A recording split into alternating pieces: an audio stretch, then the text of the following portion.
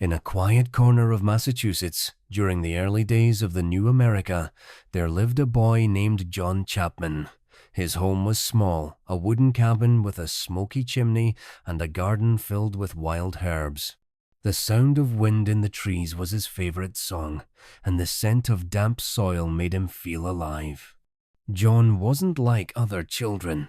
While the others ran through the fields chasing each other or skipped stones across the river, John would sit beneath an old oak tree, tracing the lines of its bark with his small fingers. He watched the sunlight slide through the leaves and said softly, "Trees breathe, just like us, only slower." His mother would smile at him through the window, her hands covered in flour as she baked bread. "John, you'll grow up to be a dreamer," she said kindly. But his father, Nathaniel, a soldier who had fought in the war for independence, was more practical. "Dreams don't plow fields, boy," he would say. Yet John didn't argue. He knew his father carried too much silence in his heart from the war, and sometimes silence speaks louder than words. At night, when the stars glowed like tiny candles across the sky, John would listen to the forest outside his window. He imagined every tree whispering a secret stories of patience, endurance, and peace. As he grew, so did his love for nature. He collected fallen seeds, pressed leaves between pages, and even planted tiny apple cores near the fence, hoping one might sprout. One spring morning, when he found a little green shoot poking through the soil, his eyes widened in wonder. "Look, Mama, it's alive." His mother knelt beside him and smiled. "That's your first tree, John. Take care of it. One day it may feed others." John didn't forget those words. They rooted themselves deep inside him, just like the tree he planted. Years passed, and America began to stretch westward. Families loaded their wagons, tied up their oxen, and set out to find new land beyond the Appalachian Mountains. John was no longer a child. He was tall, lean, with kind eyes and a soft voice. Yet, inside him, there was a restlessness, like wind trapped in a bottle. He worked for farmers, helped build fences, and even apprenticed with an orchard keeper. He learned everything about apples, how to germinate seeds, graft branches, and keep pests away using herbs. The orchard master, Mr. Crawford, often said, "John, you've got hands made for growing things, but more than that, you've got a heart that listens." John would laugh shyly, wiping dirt from his palms. "Maybe I just love watching things take root, sir. It reminds me that life keeps trying, no matter what." But soon, he began to dream of more than orchards fenced by wood. He wanted to see the wild frontier, the endless lands where trees grew untamed and rivers ran free. He wanted to plant trees where no orchards yet stood. One evening, as he sat by the river, a flock of geese flew overhead, heading west. The setting sun painted the sky orange and gold. He whispered, "Maybe it's time for me to go too." That night, he told his sister, "Polly," he said, "I want to walk west with nothing but a bag of seeds. I'll plant apple trees for the people who'll come after us." She looked at him with worry. "But you'll be alone out there, Johnny." "Not alone," he said, smiling. "The earth is full of company, if you listen."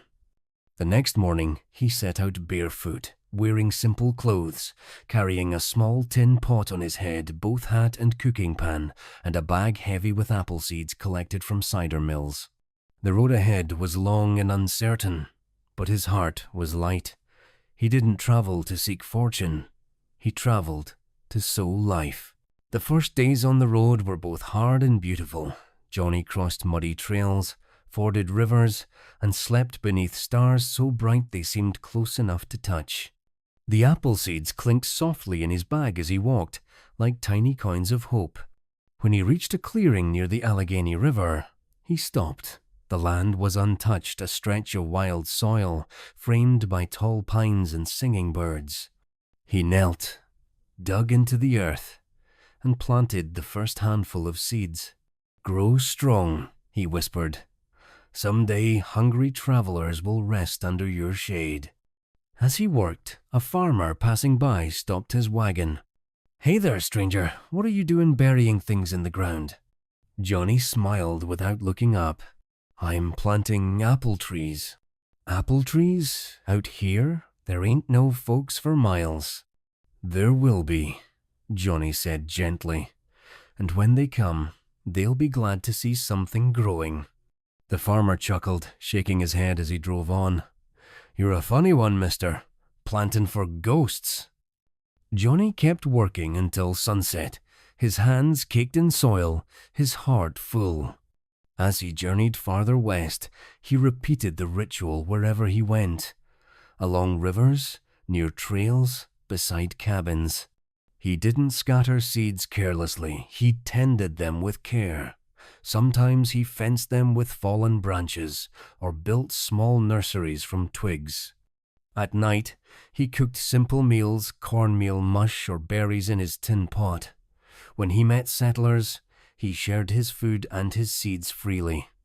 One evening, while resting by a campfire, a group of children from a nearby cabin approached shyly. "Mister, why do you walk without shoes?" one girl asked. Johnny laughed softly. "Because the earth feels good under my feet." "Ain't it cold?" "Sometimes, but that's how I remember I'm alive." He took out a few shiny seeds and showed them. "See these? They look small, don't they? But each one can become a tree, and each tree can feed 100 people. That's what I call a miracle." The children's eyes widened in wonder. "Are you a preacher?" one boy asked. Johnny smiled. "No, son, just a man who believes in growing good things." That night, he sang softly by the fire, a hymn about love and the promise of spring. The children listened until they fell asleep beside their parents' cabin, comforted by the gentle sound of his voice. And when Johnny left the next morning, the children ran after him waving. "Goodbye, Mr. Appleseed," they shouted. It was the first time anyone had called him that. He smiled, touched his heart, and kept walking west. Johnny traveled for many miles, his bare feet touching the soft earth, his hat shading his gentle eyes from the sun. He walked through valleys and hills, by quiet creeks and busy rivers. One evening, as he rested under an old oak tree, he met a group of settlers heading west. They were tired, hungry, and worried. A little boy clutched a small bag of dried apples. "Good evening," Johnny greeted with a warm smile. "You look like travelers in need of a story, or maybe a few seeds." The father, rough and sunburned, asked, "Are you a preacher or a farmer?" Johnny chuckled softly. "Maybe a little of both. I carry apple seeds, tiny promises of shade and sweetness." He opened a leather pouch, showing hundreds of small brown seeds glinting like treasure in the firelight. "These," he said, "will grow into trees that feed your children and their children's children."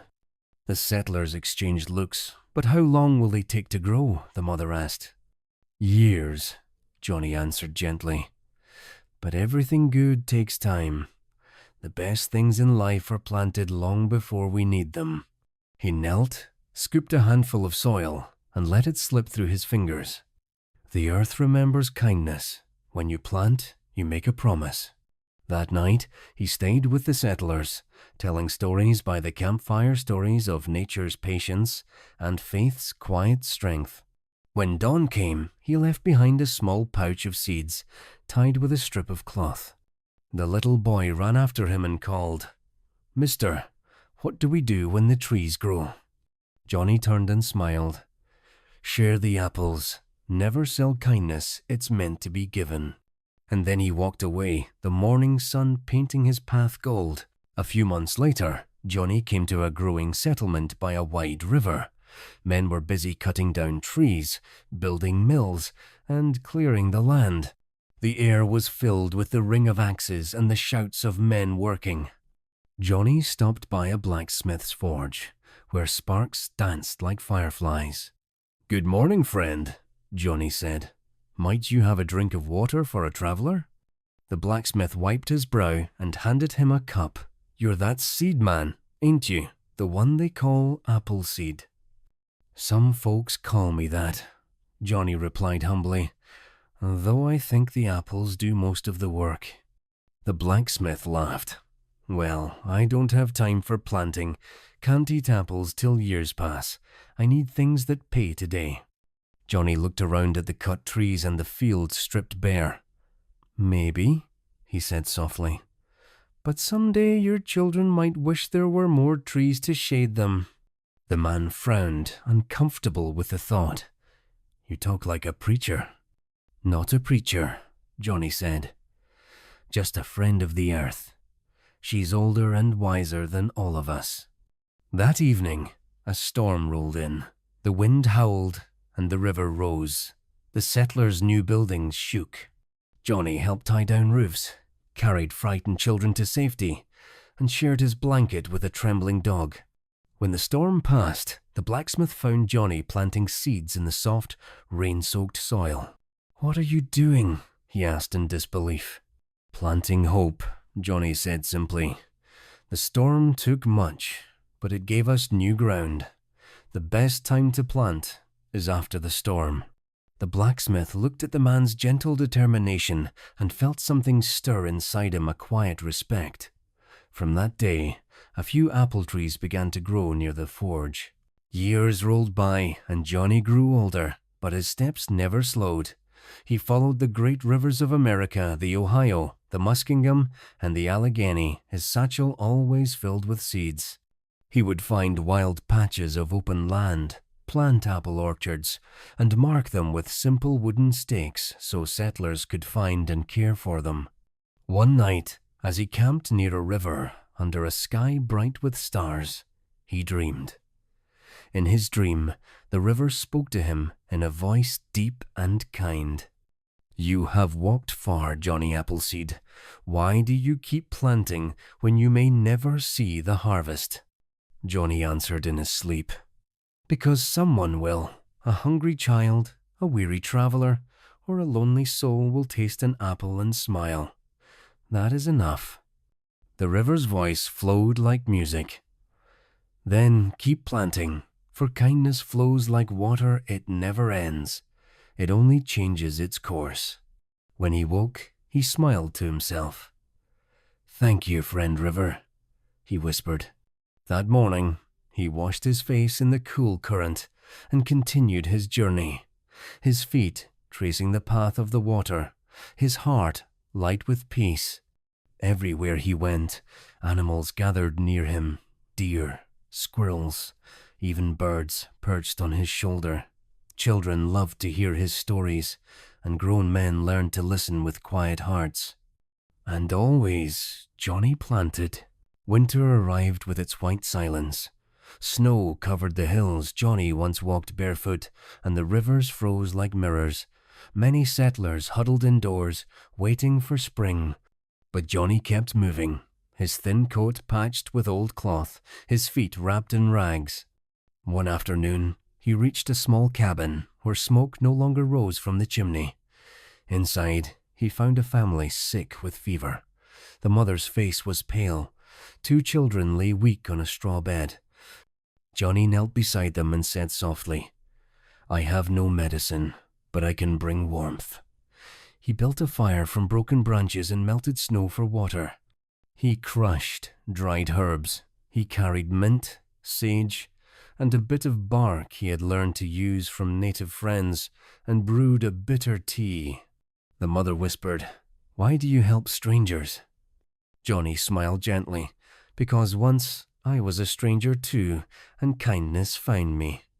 For 3 days he stayed, tending the fire, feeding the weak, telling soft stories about the earth's promise of spring. When the fever broke and laughter returned, he knew it was time to go. Before leaving, he handed the mother a small bag of seeds. When the snow melts, he said, plant these near your window. Let them remind you that winter always ends. As he walked away into the falling snow, the children waved from the doorway, their cheeks pink again. Johnny's breath rose in clouds, but his heart was warm. He whispered to himself, "Kindness grows best in cold soil." Spring came late that year, and with it came whispers. Some people said Johnny was a holy man, blessed by heaven. Others said he was a fool, wasting time planting trees he might never eat from. One day, in a busy trading town, a group of men at a tavern laughed when Johnny passed by. "There goes that apple man again," one sneered, "planting seeds like he owns the whole world." Johnny stopped and smiled kindly. "No man owns the earth," he said. "We borrow it from those who come after." The men laughed louder. "You talk like a preacher, barefoot and broke. What good are apples to a man who has no home?" Johnny looked at them, eyes soft but steady. "Home isn't walls or roofs," he said. "It's wherever kindness is planted." The room went quiet for a moment. One man frowned and muttered, "Maybe he's crazy. Maybe he's right." Later that evening, a young boy who had watched from the doorway ran after Johnny. "Mr. Appleseed," he called, "I want to plant like you do." Johnny knelt to his level. "Then start small," he said. "Even one seed is enough. Every good thing starts small." He pressed the seed into the boy's palm. "Keep it safe," Johnny whispered. "It's not just an apple, it's a promise." That night, the boy planted his first seed by the riverbank. And years later, that seed would grow into a tree that fed hundreds of travelers. By the time Johnny reached the next frontier, the land was dry and cracked. Summer had been cruel, no rain, no shade. Farmers' fields turned to dust and tempers ran short. One evening, as Johnny helped a settler mend a fence, lightning split the sky. The dry grass caught fire, and soon flames swept across the fields. People screamed and ran as the wind carried sparks from house to house. Johnny grabbed a bucket, shouting, "Form a line! Pass the water!" But the wind was too fierce.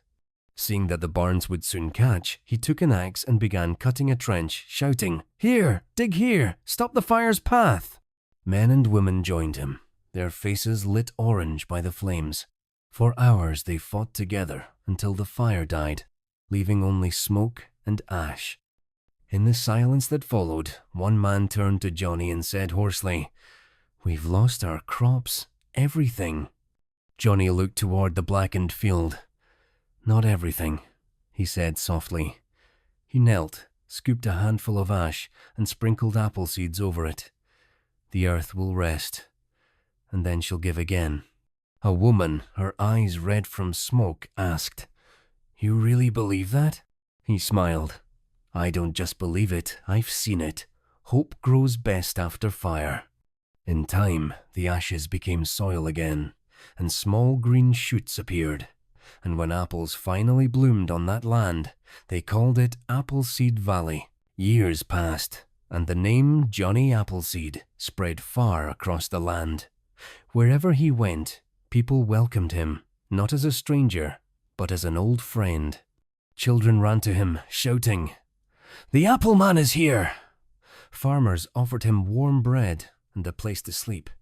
In one small town, he met a group of native families who were wary of white settlers. Johnny approached slowly, carrying a small pouch of seeds. The chief stepped forward.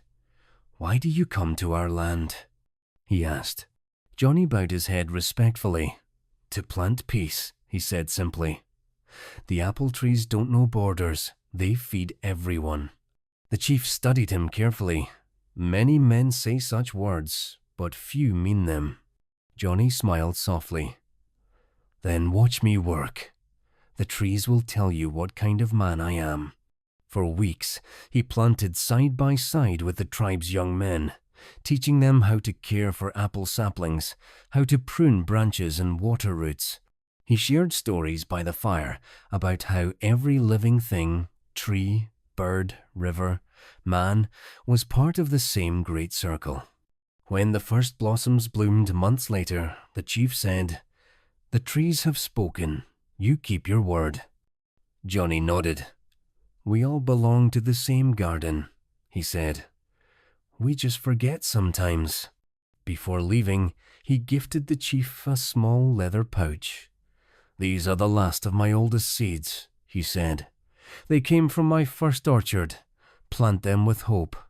The chief placed a hand over his heart. "We will." And for many years, travelers would find apple trees standing tall on that land, half wild, half tended, but all growing freely in peace. Johnny grew older. His beard turned silver, and his steps grew slower, but his eyes stayed bright. He carried fewer seeds now, but each one seemed to shine with more meaning. He often slept beneath the very trees he had planted decades before. Some were tall and strong, their branches heavy with fruit. Children played in their shade, not knowing who had planted them long ago.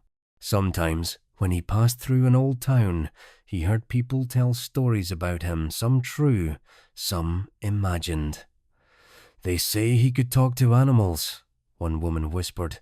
"They say angels followed him," said another. Johnny only smiled and kept walking. He didn't correct them. Truth, he thought, was less important than kindness. One autumn evening, he came to a familiar hill overlooking a valley golden with apple trees. He sat beneath the largest tree, a descendant of the very first he had planted, and watched the sunset turn the sky red and gold. A small boy approached, carrying a basket. "Mister," the boy said shyly, "my mama says these trees been here forever. Is that true?" Johnny laughed softly. "Not forever, just long enough to remind people that goodness lasts longer than we do." The boy tilted his head. "Will you plant more trees?" "Maybe one more," Johnny said, "but I think the world's ready to keep planting without me." He gave the boy his last handful of seeds. "Share these," he whispered, "and remember the earth listens." As twilight deepened, he rested his head against the tree's trunk and closed his eyes, feeling the heartbeat of the earth beneath him. The next morning, the valley was quiet. The birds sang softly in the dawn light, and the wind stirred the leaves like a gentle prayer. People found Johnny there, peaceful and smiling beneath the apple tree, his hat tilted over his eyes, his hands open as if still holding invisible seeds. They buried him under that tree, and every spring its blossoms bloomed brighter than any other in the valley. Years turned to decades. The towns grew, railroads came, cities rose. But wherever apple trees bloomed across the Midwest, someone would say, "Johnny Appleseed must have passed this way." No one knew how many trees he'd planted. Some said thousands, others said millions. But everyone agreed he'd planted something greater, a spirit of giving. And so, the legend lived on. Mothers told their children stories of the man who wandered barefoot through the wilderness, sowing seeds of kindness. Travelers found shade under trees they never planted. Farmers tasted the sweetness of fruit that came from one man's quiet faith. Even today, when apple blossoms open in spring, they whisper his story to the wind. And if you listen closely, if you stand still under a tree heavy with apples, you might hear his gentle voice saying, "Plant something good. It doesn't have to be big. Just plant it and the world will bloom."